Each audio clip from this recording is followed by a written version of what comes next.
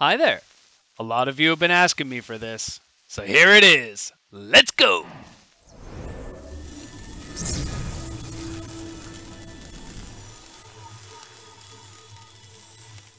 Hello everyone, my name is Light, and welcome back to another Minecraft Bedrock Addon video. For today's add-on, folks, I give you the Creeper Cannon. Now, for quite some time, a lot of you have been asking me to make a TNT duplicator, and while I'm not necessarily in the duplication business, I do feel this is something that we need to help us dig our perimeters, which is why I bring this add-on to you today. So, there are two big disclaimers that I need to make before we get into this, folks. Number one, you will not get free TNT from this add-on. It does not actually produce TNT, but you'll see as we get into the demonstration. And number two, on Bedrock, as an add-on creator, we do not have the ability to change how many blocks drop when things explode. They can only do that on Java.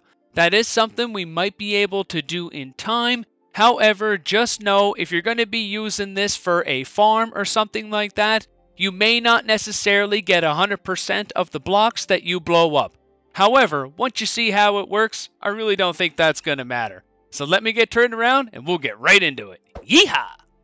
Alright folks, in order to get the add-on, you're going to head over to my website, which is lightslab.ca. Make sure you use HTTPS in front so you get to the secure version. Once you get here, go to the menu at the top, click on Add-ons. This page will show you all the add-ons I have available. The one we're looking for is Creeper Cannon, so go ahead and click the image. That'll take us to this page. To download the add-on, just click on the button down here. You'll get this window asking if you want to open or save the file. Make sure you choose Save, click OK. Now when the file is done, it'll be saved to a folder on your PC, wherever your browser normally saves files. So we'll give this one just a moment. Now for me, because I'm using Firefox, I'm going to have an option to view that right up here. Depending on the browser that you're using, it could be down here, it could be over here. Just have a look for it, but it'll usually look something like this, letting you know that the file is finished. So when you give it a click, we can see the file here. If I want to view it in the folder, I click this. So here's the file we just downloaded. It's the zip file. In order to open it up, just double click it. Inside, you'll see the pack file. This is what we're going to use to do the install for Minecraft. We also have a README file. I would definitely recommend checking this out because it'll give you some useful information about how the add-on works. All right. Now, in order to install it, I prefer to have my Minecraft already open, so give me a moment, I'll do that, and then we'll complete the install. All right, now that we have our Minecraft open, let's go back to the folder with the pack. So here's the pack here. In order to do the install, just double-click it.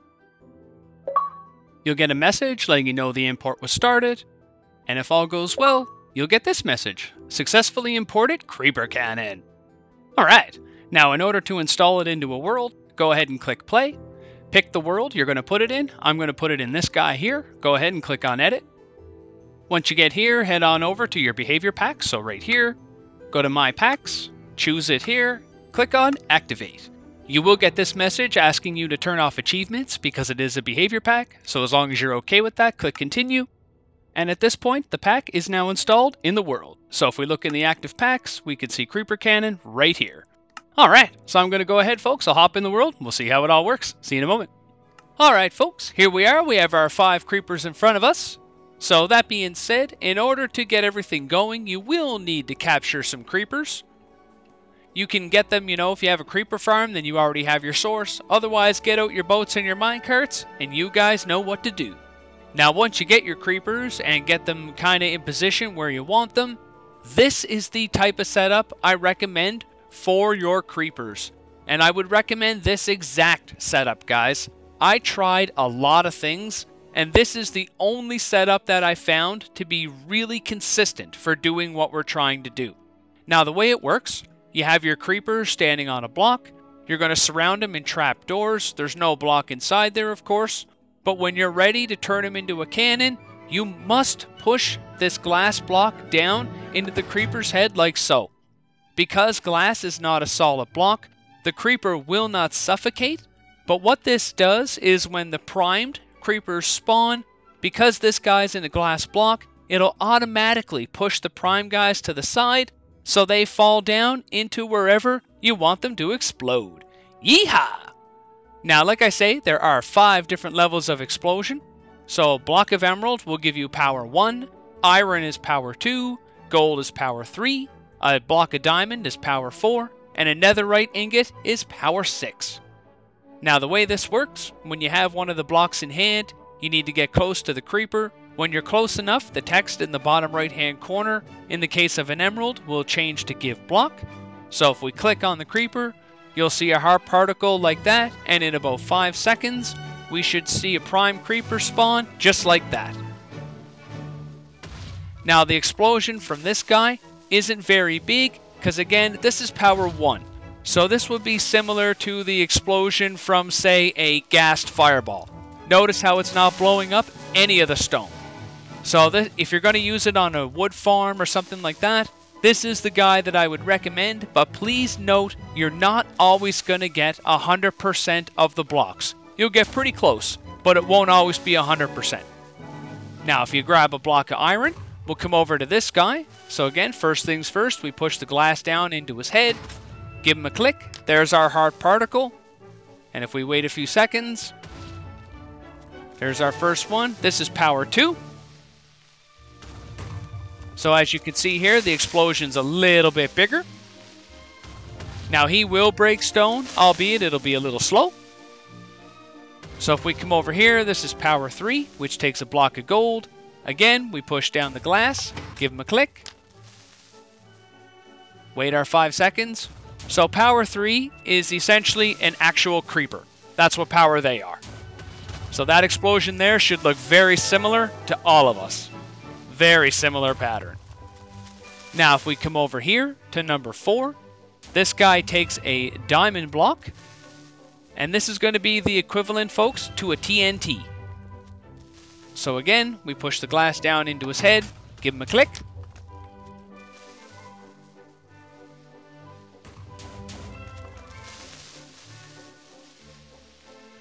Alright, and there's our TNT-like explosion, just like that. And then finally, if we come to the last guy here, he is power 6, which is the equivalent of an end crystal or a charged creeper. So grab your netherite ingot, push down the glass, give him a click. And again, we wait just a moment or two. It's 5 seconds. One drops, and boom! Look at that, folks. Look at the size of that hole. Now, the fuse time on these guys is 4 seconds. So from spawn time to drop, it will take them a total of 4 seconds to explode. I find this works so well because it lets them drop a really long way. Now, that being said, I suppose you're asking, well, won't these guys despawn? Normally, I'd say yeah, they would.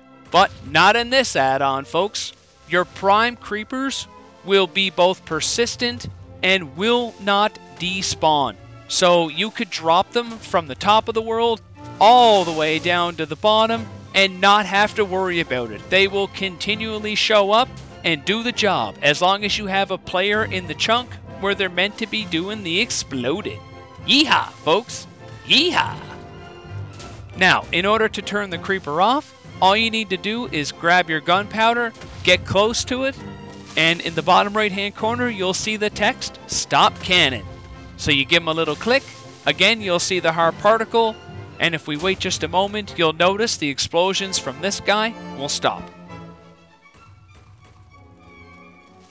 So we'll do it again here, and we'll just go right across the line, giving them all a piece of gunpowder. Now, because I'm in creative, the items are not being used. However, if I was in survival, please note, these items do get consumed. So every time you want to activate one of these guys, it will consume the item that you're using. Alright folks, you've seen it on a small scale. So now let's take a look at what it would look like to dig out a hole, let's say about that size. Now if you're wondering what these little cuts are in the ground, these are what I would call pilot holes. And I would recommend that you cut them in too.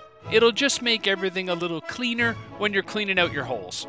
Now they are too deep, And the way that you'll need to do is, say you activate one of the creepers, you'll figure out what side of the block they're going to fall on, and that's the side you'll want to cut your holes, and then you want to do that on the same side for every other creeper that you have set up. Alright, now the way we're going to do this is I'm going to set up the outer ring as TNT guys. So I'm going to use the diamond blocks on them, and all the guys in the inner, I'm going to use the netherite ingots on, so they will act as end crystals. So, before we do that though, first things first, we need to push down our glass blocks. So because we're using a grid here, I have it all set up with the redstone to do it all in one shot. So if we flick this lever, that pushes down all the blocks, and now we're ready to activate our cannons. So we'll go around the perimeter first, we'll do the TNT guys.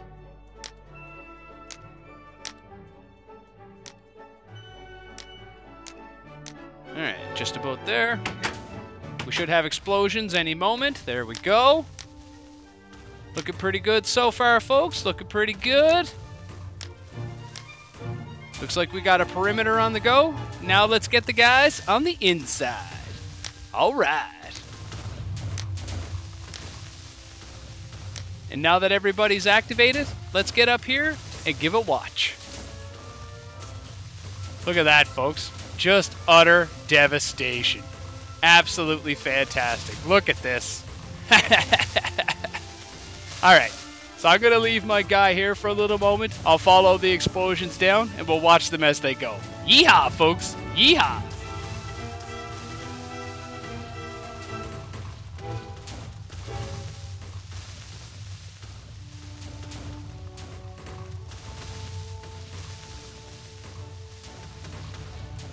Now, as an FYI, just like every TNT setup like this, it is going to be susceptible to both water and lava. So just be hopeful that the area you're blasting has very little water, because if it does show up, you will have to clean that stuff up as you go. So if you happen to encounter some, you know, find out which creepers are affecting that area, deactivate them, go in, clean up what you have to clean up, and then you're good to go. Yeehaw, folks. Yeehaw.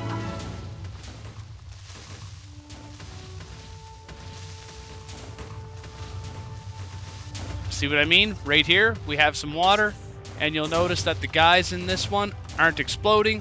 So if you happen to come up against something like this, you're going to want to get in there with some blocks and make sure that water gets cleaned out. But there you have it, folks. This is a quick demonstration of the TNT cannon. Now, I'm sure many of you will find a lot of uses for this, and I can't wait to see your applications, guys. Yeehaw! But on that note, that is all I have time for today. Once again, my name is Light, and thanks for stopping by.